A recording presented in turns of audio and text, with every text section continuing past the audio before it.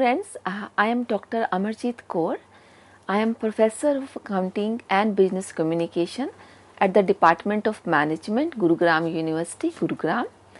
I am Dean of Faculty of Commerce and Management, and I am very privileged to be here to discuss about business presentations.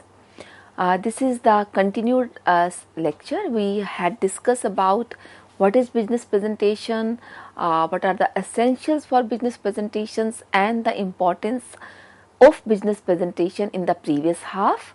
And now in this half we are going to talk about types of business presentations and stages in the business presentation, that how do we progress when we are presenting some business idea, some product, service, etc.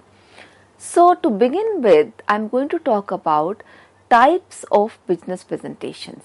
So there are many types of business presentations. So let's take the first one first. The first one is informative presentation. So informative, the name suggests, it's very clearly that what does it mean. Whenever a presenter has to inform something, the call to action is only to get to know. You were supposed to be present to know that as a listener, right? So the call to action for the listener is just to get informed, and for you as a presenter is just to inform, right? So let's say there will be holiday tomorrow. I just walk into the staff room of the college or university.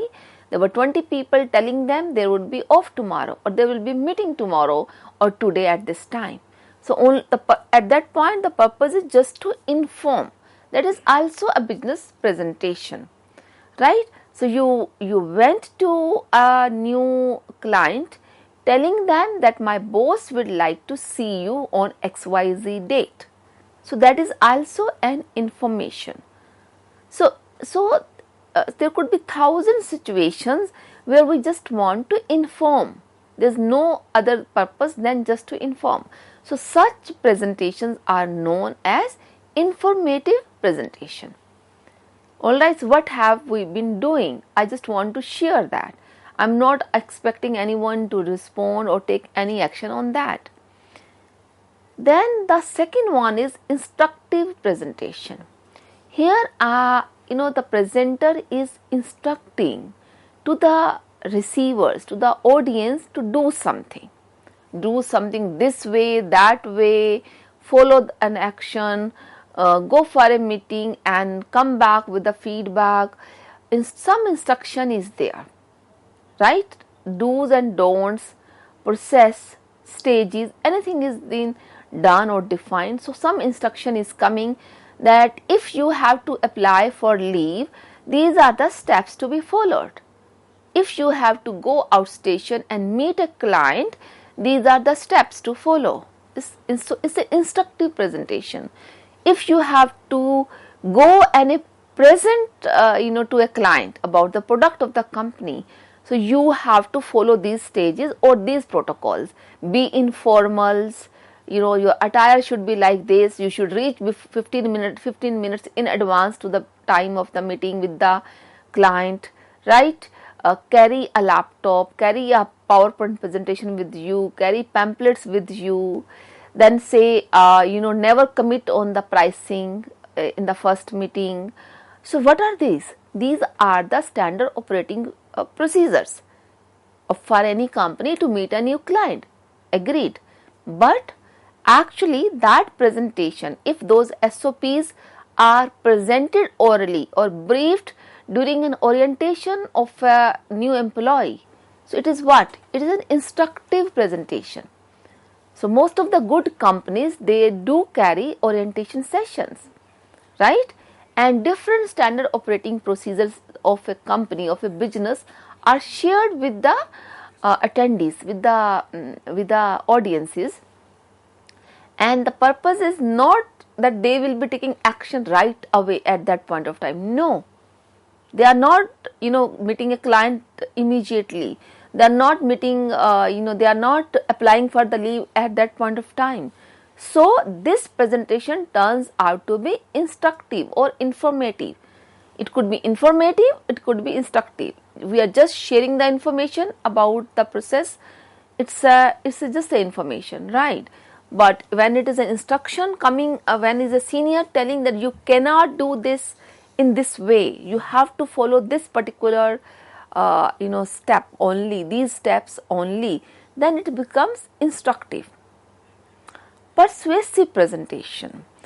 Let's say you shared your product details, service details with the prospective client in the last meeting, so where you made a business presentation, and now the client raised certain questions basis on the information you shared earlier. So they raise certain questions either on phone or in person or through a mail, and now you are making a persuasive presentation. You are going and pursuing about the idea you sold to them, or you were trying to sell, or the product you were trying to sell, or the service you are trying to sell. So you are persuading somebody.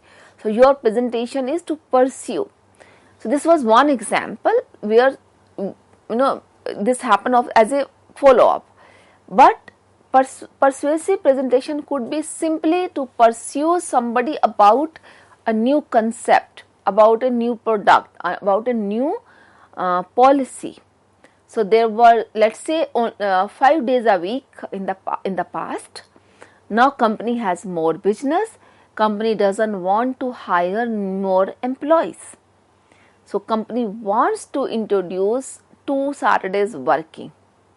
So because company cannot afford to spend more on the salaries of human resource, right? So this becomes, so your management meets you all and make a business presentation that details is shared, like this was the sales in the last quarter, now the sales are up by this, we have a new business, new order, long term or permanent or short term, whatever that could be the situation, and we need to work little extra, but company has losses in the last quarter or last year, or corona has hit us bad, we cannot afford to hire more people, and please cooperate or own up the responsibility or work for additional hours on Saturdays.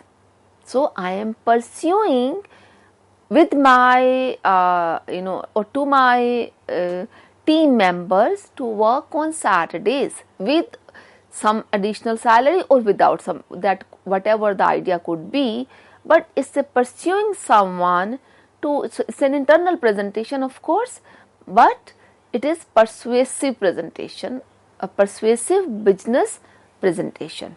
Persuasive business presentation could be within the business or outside, with the outside parties, external or internal stakeholders. Same could be instructive presentation, it could be meant for internal stakeholders or for external, and so is for informative. I just informed my external client about the arrival of the team, for a plant visit. So it's an informative presentation. Okay.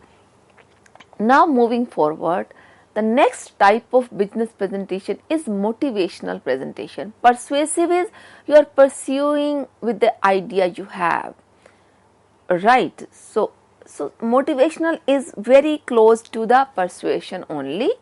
So we are motivating somebody to adopt a new system, a new practice. So here you have already launched something, but people's response after introducing something is not that great. In persuasive, we are before announcing a new policy, practice, product, etc., we are persuading the idea, and we are seeking or we are trying to bring the audience on board. In the motivational presentation, again we are trying to bring them on board, but for something which we have already introduced. Now we are motivating them to perform better, to work better, to work hard, to achieve a target. We are motivating them. So that presentation where we are motivating towards some idea, some product, some target, some objective, that becomes a business presentation under the head motivational presentation. So another business presentation could be decision making presentation, right? So I am presenting something to help somebody make decision, right? So I am presenting 4 business plans with all the props and cons of different plan, or 4 pricing categories for the same product with all props and cons, all good and bad things possible, which you could visualize. So I'm helping the listener. It could be senior management, probably in most of the cases, they have to decide. So I'm helping them to decide about any situation which is been presented about. So that is known as decision making presentation. And the last thing is progress presentation. Progress presentation are made generally by juniors, by project heads, about the progress made by them during a quarter, during the project period, during the last 1 week, 1 month, whatever the time. So this is a very common practice in any business, that progress of a project is given or presented to the interested parties, of course, the managers or the seniors or the top management. Progress about, if you are, let's say, you are installing a new machinery at some client's place, right? So then progress presentation could be given to the client itself, right? We have reached to this stage, we have procured all this, we have commissioned all this, we have installed these machines are running, these are left. So even that presentation will be known as progress presentation. So the progress presentation could be given to the internal or to the external stakeholders. By both the examples, I think I could clarify that, right? So I hope you are with me. Now we would be discussing the stages in business presentation. That what are the stages if you have to make a business presentation, how should you be approaching to it, right? What should be the first thing you should be doing, the second thing and all, right? So the first stage in business presentation is to analyze the audience. The second stage is to identify the purpose of communication. The third stage is making the message very effective to the audience, right? So what all we can do to analyze the audience, to define the purpose of the communication through business presentation, and lastly to make the message very effective. So these are the 3 stages in business presentation. So the first is analyzing the audience. As I said, every presentation has purpose, has some objective, right? So how would you do that? So you should be knowing, I am going to sell a product, I am going to inform about a progress, I am making this presentation to motivate, to influence, to persuade. You as a presenter should be knowing this very, very much in advance, your objective, and then see whom are you going to present. Are you presenting to peers internally? You are presenting to your boss, you are presenting to the middle level or the top level management, you are presenting to the outsider, you are presenting to the government agencies, you are presenting to the client within the country or outsider, you are presenting to the people of the same culture or the different culture. You are an Indian, let's say, and you are presenting to an American, to an European. You need to think about the language, all those things which is generally not used. So everything possible, right? You need to read about the culture of the audience, which culture they come from, what is the business culture if you are presenting to the outside, what kind of business culture they do have at their business. You need to know everything in advance.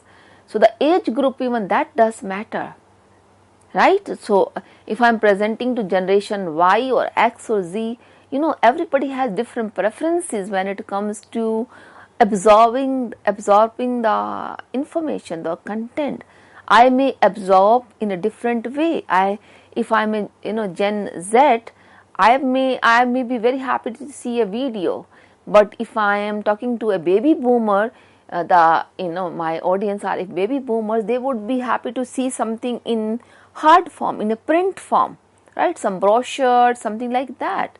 So we have to see who are our audience, and of course, what is the purpose of the communication. So of course the first stage is know your audience and then see the purpose of communication. The both, you may know the objective, or you may define the objective first and then you go and analyze the audience. So both the stages, that identifying the communication purpose and identifying or defining the audience, are really very, very important.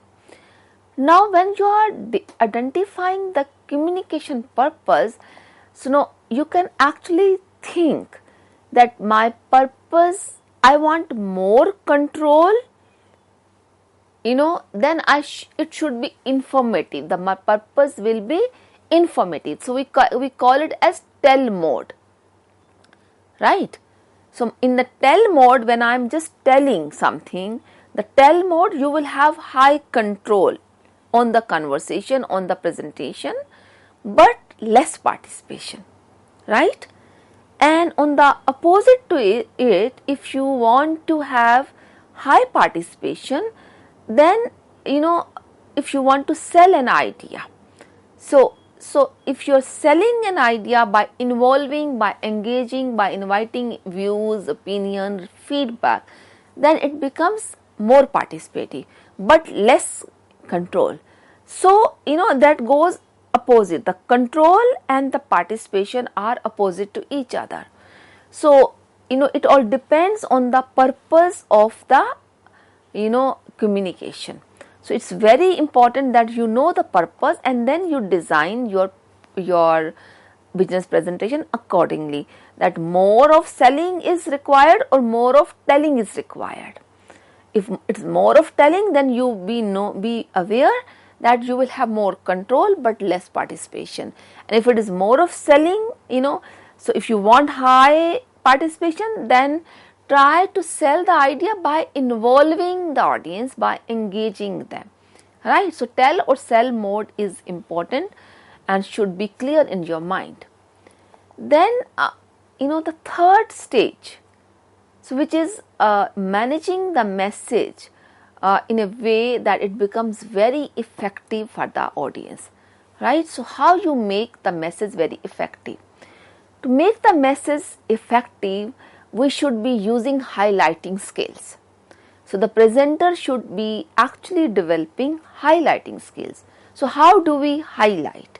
We highlight in a very different ways.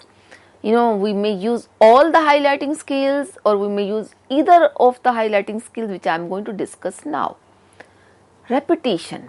Repetition is a very important and effective highlighting skill. So how does it work?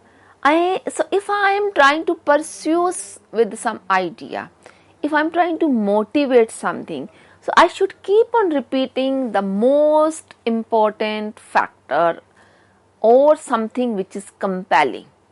It's not that the whole message is very compelling. It's not that every word I speak of the presentation is compelling. Somewhere price is compelling, so I should be repeating it. Somewhere the flexibility is compelling, I should be repeating it. Somewhere delivery time is compelling or important, so I should be repeating it. So repetition is a highlighting skill.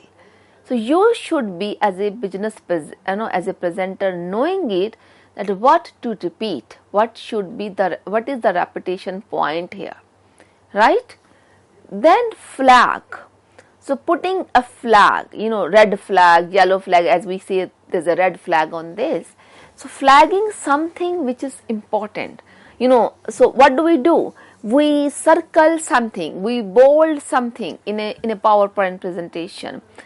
Or otherwise, when I'm orally speaking, I am, by doing this way, so I said some word and then I did this thing. I'm trying to flag. I'm not using a PowerPoint presentation. I am making an oral business presentation, but I can still flag, right? Flagging is just not, or let's say I am presenting something and I am using some paper as well. So, I can highlight, I can put a flag, flap there. So there are many ways to flag something. So that is a highlighting skill. So to make the message effective. Another third thing which we can use to highlight something through highlighting skill, of course, surprising fact. So I create a narration in a way, I create my story in a way that I bring on a table something very surprising before convincing something about my own product. Let's say I am selling a photocopier machine, and I know that most of the people doesn't know the savings I can make by switching to the model you are intending to sell. So instead of telling that my machine is very good, it will save you cost in terms of electricity, paper, whatever, refilling, etc., etc., you just come up with the numbers exactly. That if you if you're using the machine for, let's say, 200 pages per day, and each page cost is these much paisas, so in a day you save these many rupees, in a week you save these many thousands, in a month you save these many thousands or the lakhs. So this comes as a surprising fact, right? So this is a highlighting skill. This is exactly how we can surprise the audience. The moment you surprise them with some example, with some gift, some different news or information, everybody becomes interested in your idea, in your presentation. So this is a highlighting skill, the third stage, The fourth is try to use powerful visuals. So of course, visuals can be used, especially used in the PowerPoint, but we can use visuals without PowerPoint as well. You are carrying your product, it's a visual only. You are carrying some prop, it's a visual only, right? So even that is a highlighting skill. Try to involve. So involving audience is also highlighting. We are highlighting. This is a highlighting skill. It's not that he or she just speaks. So he points out somebody, he or she, asks somebody to come up with a suggestion, raise questions. So I'm involving audience is also highlighting skill. And the last thing is scheduling breaks or interval. So we can actually make our presentation effective by giving some break. Okay, I'm giving you 5 minutes, think about it. Okay, so there's a break for there's a break for tea, so that we could, and you guys can talk to each other. Because you are pursuing some idea, you are trying to motivate them, you are giving them space to digest that, to absorb that. So scheduling break, scheduling intervals. So you have to think, how can you make it more effective? So we can make it effective by highlighting, by scheduling breaks, by involving audience, by using visuals, etc., etc. Right? So friends, this was all about that what are the types of business presentation and how the business presentations can be made effective. So just to point a few things, that whenever you decide to go and present, never forget that you are representing a business, because we are talking about business presentations, right? That you are presenting a business, and it becomes essential that you keep the vision and the mission statement of the business in mind. No way, no matter how good speaker you are, or no matter how influencer you could be, never forget that your business has certain ethics, your business has a certain agenda or the mission.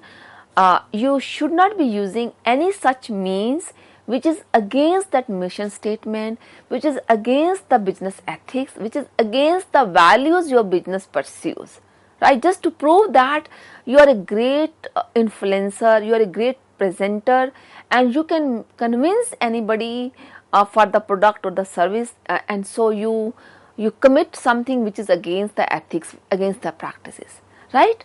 So you personally may feel good, but that is going to be fatal in the long run, because this is going to damage your personal credibility.